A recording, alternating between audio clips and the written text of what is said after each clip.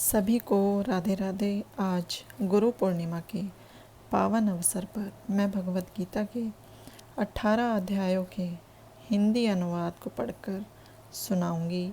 Hindi series की शुरुआत कर रही हूँ। बहुत से भाई बहन ऐसे हैं जिन्हें संस्कृत पढ़ने बोलने में दिक्कत होती है, तो इस सीरीज़ में सिर्फ हिंदी में श्लोकों को मैं पढ़ूंगी, जिससे सभी लोग आसानी से समझ सकें।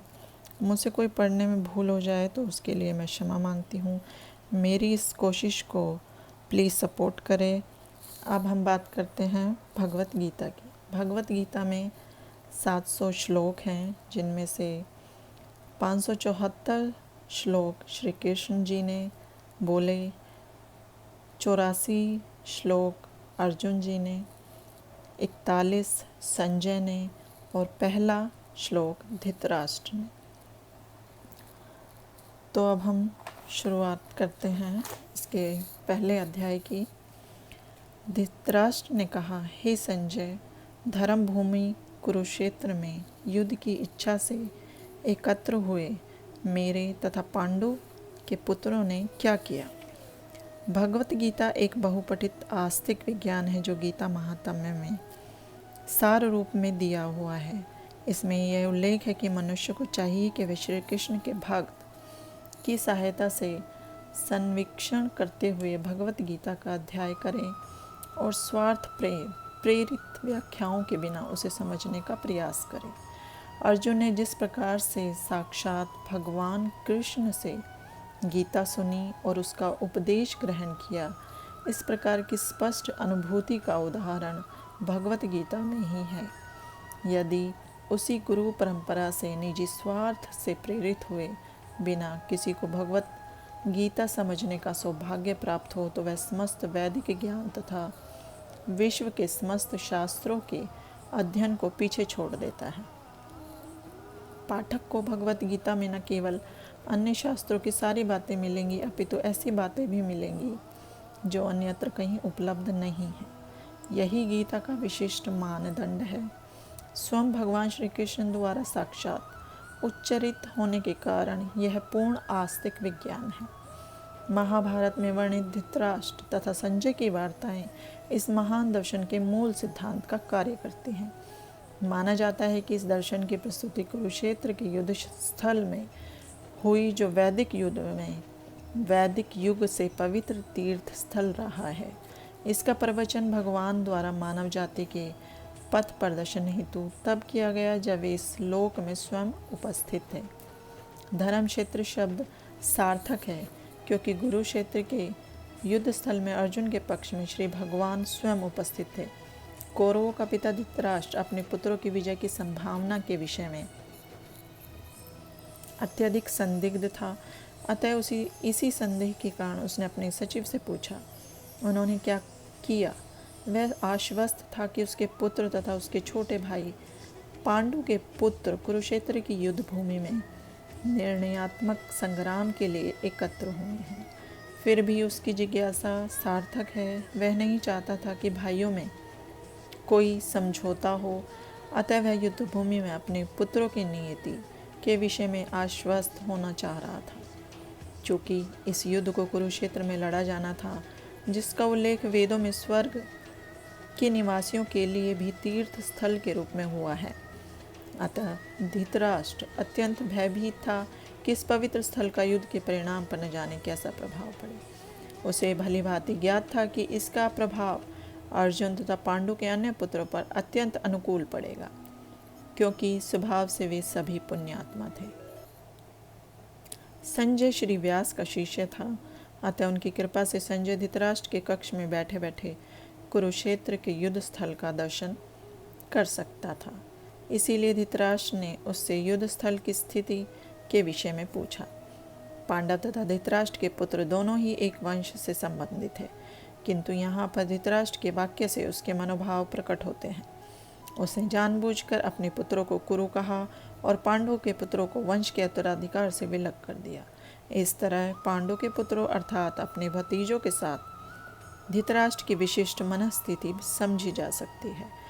जिस प्रकार धान के खेत से अवांछित पौधों को उखाड़ दिया जाता है, उसी प्रकार इस कथा के आरंभ से ही ऐसी आशा की जाती है कि जहाँ धर्म के पिता श्री कृष्ण उपस्थित हो वहाँ कुरुक्षेत्र, उसी कुरुक्षेत्र रूपी खेत में दुर्योधन आदि धृतराष्ट्र के पुत्र रूपी अवांछित पौधों को समूल नष्ट करके युधिष्ठिर आदि नितांत धार्मिक पुरुषों की स्थापना की जाएगी। यहाँ धर्म क्षेत्रीय तथा कुरुक्षेत्र शब्दों की उनकी ऐतिहासिक तथा वैदिक महत्ता के अतिरिक्त यही सार्थकता है। संजय ने कहा, हे राजन, पांडुपुत्रों द्वारा सेना की व्यूह रचना देखकर राजा दुर्योधन अपने गुरु के पास गया और उसने ये शब्द कहे। धृतराष्ट्र जन्म से अंधा था। दुर्भाग्यवश वह आध्यात्मिक दृष्टि से भी वंचित था। वह यह भी जानता था कि उसी के समान उसके पुत्र भी धर्म के मामले में अंधे हैं और उसे विश्वास था कि वे पांडवों के साथ कभी भी समझौता नहीं कर पाएंगे, क्योंकि पांचों पांडव जन्म से ही पवित्र थे। फिर भी उसे तीर्थ स्थान के प्रभाव के विषय में संदेह था। इसीलिए संजय युद्ध भूमि की स्थिति के विषय में उसके प्रश्न के मंतव्य को समझ गया। अतः वह निराश राजा को प्रोत्साहित करना चाह रहा था। उसने उसे विश्वास दिलाया कि उसके पुत्र पवित्र स्थान के प्रभाव में आकर किसी प्रकार का समझौता करने नहीं जा रहे। उसने राजा को बताया कि उसका पुत्र दुर्योधन पांडवों की सेना को देखकर तुरंत अपने सेनापति द्रोणाचार्य को वास्तविक स्थिति से अवगत कराने गया। यद्यपि दुर्योधन को राजा कहकर संबोधित किया गया तो भी स्थिति की गंभीरता के कारण उसे सेनापति के पास जाना पड़ा। अतएव दुर्योधन राजनीतिज्ञ बनने के लिए सर्वथा उपयुक्त था, किंतु जब उसने पांडवों की व्यूहरचना देखी तो उसका यह कूटनीतिक व्यवहार उसके भय को छिपा न पाया। हे आचार्य, पांडुपुत्रों की विशाल सेना को देखें, जिससे आपके बुद्धिमान शिष्य द्रुपद के पुत्र ने इतने कौशल से व्यवस्थित किया है। परम राजनीतिज्ञ दुर्योधन महान ब्राह्मण सेनापति द्रोणाचार्य के दोषों को इंगित करना चाहता था। अर्जुन की पत्नी द्रौपदी के पिता राजा द्रुपद के साथ द्रोणाचार्य का कुछ राजनीतिज्ञ झगड़ा था। इस झगड़े के फलस्वरूप द्रुपद ने एक महान यज्ञ संपन्न किया, जिससे उसे एक ऐसा पुत्र प्राप्त होने का वरदान मिला जो द्रोणाचार्य का वध कर सके। द्रोणाचार्य से भली भांति जानता था, किंतु जब द्रुपद का पुत्र धृष्टद्युम्न युद्ध शिक्षा के लिए उसको सौंपा गया तो द्रोणाचार्य को उसे अपने सारे सैनिक रहस्य प्रदान करने में कोई झिझक नहीं हुई।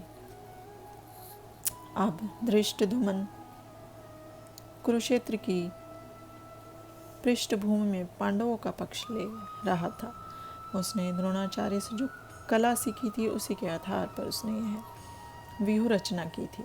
दुर्योधन ने द्रोणाचार्य की इस दुर्बलता की ओर इंगित किया, जिससे वह युद्ध में सजग रहे और समझौता ना करे। इसके द्वारा यह द्रोणाचार्य को यह भी बताना चाह रहा था कि कहीं वह अपने प्रिय शिष्य पांडवों के प्रति युद्ध में उदारता ना दिखा बैठे। विशेष रूप से अर्जुन उसका अत्यंत प्रिय तेजस्वी शिष्य था। दुर्योधन ने यह भी चेतावनी दी कि युद्ध में इस प्रकार की उदारता से हार हो सकती है। इस सेना में भीम तथा अर्जुन के समान युद्ध करने वाले अनेक वीर धनुर्धर है, यथा महारथी, युधान, विराट तथा द्रुपद। यद्यपि युद्ध कला में द्रोणाचार्य की महान शक्ति के समक्ष धृष्टद्युम्न महत्वपूर्ण बाधक नहीं था, किंतु ऐसे अनेक योद्धा थे जिनसे भय था। दुर्योधन इन्हें विजय पथ में अत्यंत बाधक बताता है, क्योंकि इनमें से प्रत्येक योद्धा भीम तथा अर्जुन के समान दुर्जय था। उसे भीम तथा अर्जुन के बल का ज्ञान था, इसलिए वह अन्यों की तुलना इन दोनों से करता है। इनके साथ ही धृष्टकेतु, चेकितान, काशीराज, पुरोजित, कुंती भोज तथा शब्य जैसे महान शक्तिशाली योद्धा भी हैं। पराक्रमी युद्धामन्यु, अत्यंत शक्तिशाली उत्तमौजा, सुभद्रा का पुत्र तथा द्रौपदी के पुत्र, ये सभी महारथी हैं। किंतु हे ब्राह्मण श्रेष्ठ, आपकी सूचना के लिए मैं अपनी सेना के उन नायकों के विषय में बताना चाहूँगा जो मेरी सेना को संचालित करने में विशेष रूप से निपुण है। मेरी सेना में स्वयं आप, भीष्म, कर्ण, कृपाचार्य, अश्वत्थामा, विकर्ण तथा सोमदत्त का पुत्र भूरिश्रव आदि है जो युद्ध में सदैव विजयी रहे हैं। ऐसे अन्य अनेक वीर भी हैं जो मेरे लिए अपना जीवन त्याग करने के लिए उद्यत हैं। वे विविध प्रकार के हथियारों से सुसज्जित हैं और युद्ध विद्या में निपुण हैं। जहाँ तक अन्यों का यथा जयद्रथ, कृतवर्मा तथा शैल्य का संबंध है, वे सब दुर्योधन के लिए अपने प्राणों की आहुति देने के लिए तैयार रहते थे। दूसरे शब्दों में यह है, पूर्व निश्चित है कि वे अब पापी दुर्योधन के दल में सम्मिलित होने के कारण कुरुक्षेत्र के युद्ध में मारे जाएंगे। निसंदेह अपने मित्रों की संयुक्त शक्ति के कारण दुर्योधन अपनी विजय के प्रति आश्वस्त था। हमारी शक्ति अपरिमेय है और हम सब पितामह द्वारा भली भांति संरक्षित हैं, जबकि पांडवों की शक्ति भीम द्वारा भली भांति संरक्षित होकर भी सीमित है। यहाँ पर दुर्योधन ने तुलनात्मक शक्ति का अनुमान प्रस्तुत किया है। वह सोचता है कि अत्यंत अनुभवी सेना नायक भीष्म पितामह के द्वारा विशेष रूप से संरक्षित होने के कारण उसकी समस्त सेनाओं की शक्ति अपरिमेय है। दूसरी ओर पांडवों की सेनाएं सीमित है, क्योंकि उनकी सुरक्षा एक कम अनुभवी नायक भीम द्वारा की जा रही है, जो भीष्म की तुलना में नगण्य है। दुर्योधन सदैव भीम से ईर्ष्या करता था, क्योंकि वह जानता था कि यदि उसकी मृत्यु कभी हुई तो वह भीम के द्वारा ही होगी, किंतु साथ ही उसे दृढ़ विश्वास था कि भीष्म की उपस्थिति में उसकी विजय निश्चित है, क्योंकि भीष्म कहीं अधिक उत्कृष्ट सेनापति है। वह युद्ध में विजयी होगा, यह उसका दृढ़ निश्चय था।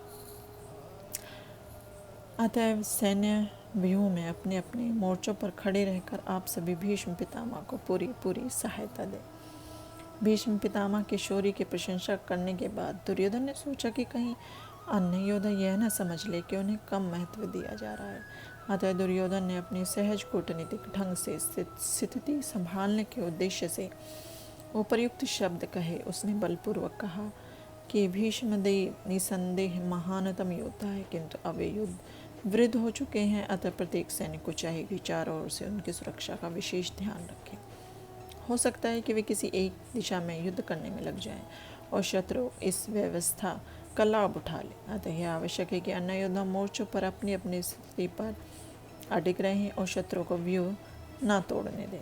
दुर्योधन को पूर्ण विश्वास था कि कुरुओं की विजय भीष्मदेव की उपस्थिति पर निर्भर है। उसे युद्ध में भीष्मदेव तथा द्रोणाचार्य के पूर्ण सहयोग की आशा थी, क्योंकि वह अच्छी तरह जानता था कि इन दोनों ने उस समय एक शब्द भी नहीं कहा था, जब अर्जुन की पत्नी द्रौपदी को असहाय अवस्था में भरी सभा में नग्न किया जा रहा था, और जब उसने उनसे न्याय की भीख मांगी थी, यह जानते हुए भी कि इन दोनों सेनापतियों के मन में पांडवों के लिए स्नेह था। दुर्योधन को आशा थी कि वे इस स्नेह को उसी तरह त्याग देंगे जिस तरह उन्होंने धूत कीड़ा के अवसर पर किया था।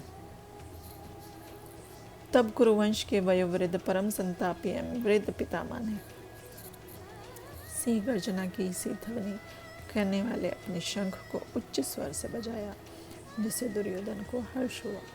कुरुवंश के वयोवृद्ध पितामह अपने पुत्र दुर्योधन का मनोभाव जान गए और उसके प्रति अपनी स्वाभाविक दयावश उन्होंने उसे प्रसन्न करने के लिए अत्यंत उच्च स्वर से अपना शंख बजाया, जो उसकी सिंह के समान सिद्ध के अनुरूप था। अप्रत्यक्ष रूप में शंख के द्वारा प्रतीकात्मक ढंग से उन्होंने अपने हताश पुत्र दुर्योधन को बता दिया कि उन्हें युद्ध में विजय की आशा नहीं है, क्योंकि दूसरे पक्ष में साक्षात भगवान श्री कृष्ण है। फिर भी युद्ध का मार्गदर्शन करना उनका कर्तव्य था और इस संबंध में वे कोई कसर नहीं रखेंगे।